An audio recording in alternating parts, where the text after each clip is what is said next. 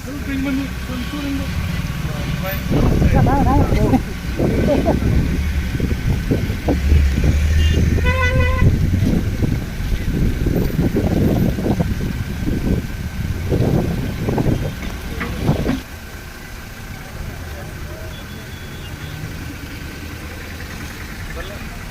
ಇದು ಆ ಕಡೆ ಒಂಚೂರು ದೇವಸ್ಥಾನ ನಿಂತಿದೆ.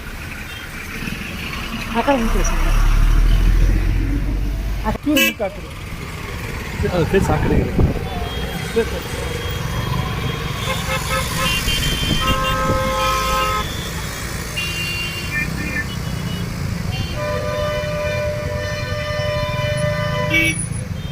ಸಕಲೇಶಪುರದಲ್ಲಿ ನಿರಂತರವಾಗಿ ಸುರಿತಿರ್ತಕ್ಕಂಥ ಮಳೆಯಿಂದ ಸಕಲೇಶಪುರ ಜೀವನದಿ ಹೇಮಾವತಿ ತುಂಬಿ ಹರಿತಾ ಇದೆ. ನಮ್ಮೆಲ್ಲರಿಗೂ ಕೂಡ ಸಂತೋಷದ ವಿಚಾರ.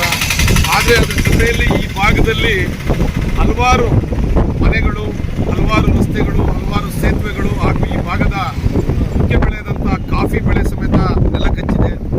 ಈ ನಿಟ್ಟಿನಲ್ಲಿ ನಾನು ಕೂಡ ಈಗ ಹಲವಾರು ಪ್ರದೇಶಗಳಿಗೆ ಭೇಟಿ ಕೊಡಬೇಕು ಅಂತಕ್ಕಂಥ ನಿರ್ಧಾರವನ್ನು ಮಾಡಿದ್ದೀನಿ. ನಿನ್ನೆ ತನಕ ನಾನು ಅಧಿವೇಶನದಲ್ಲಿದ್ದಂಥ ಕಾರಣ ನಾನು ಸಕಲೇಶಪುರದಲ್ಲಿ ಹೋದ ಭಾನುವಾರ ವಿಸಿಟ್ ಮಾಡಿದ್ದೆ, ಮತ್ತು ಅದರ ನಂತರ ವಿಸಿಟ್ ಮಾಡೋಕ್ಕಾಗಿತ್ತಲ್ಲ ಇವತ್ತು ಬಂದಿದ್ದೀನಿ. ಇವತ್ತು ಎಲ್ಲ ಕಡೆ ವಿಸಿಟ್ ಮಾಡ್ತಕ್ಕಂಥ ಕೆಲಸವನ್ನು ಮಾಡ್ತಾ ಇದ್ದೀನಿ. ನಾನು ಸರ್ಕಾರಕ್ಕೆ ಒತ್ತಾಯವನ್ನು ಮಾಡ್ತೀನಿ.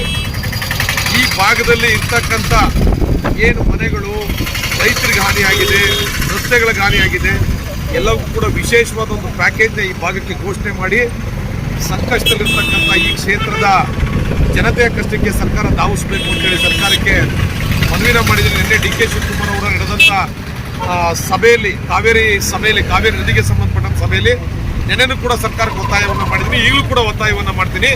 ಈ ಭಾಗದಲ್ಲಿ ಇರ್ತಕ್ಕಂಥ ಸಮಸ್ಯೆಗೆ ಸ್ಪಂದಿಸ್ತಕ್ಕಂಥ ಕೆಲಸವನ್ನು ಸರ್ಕಾರ ಮಾಡಬೇಕು.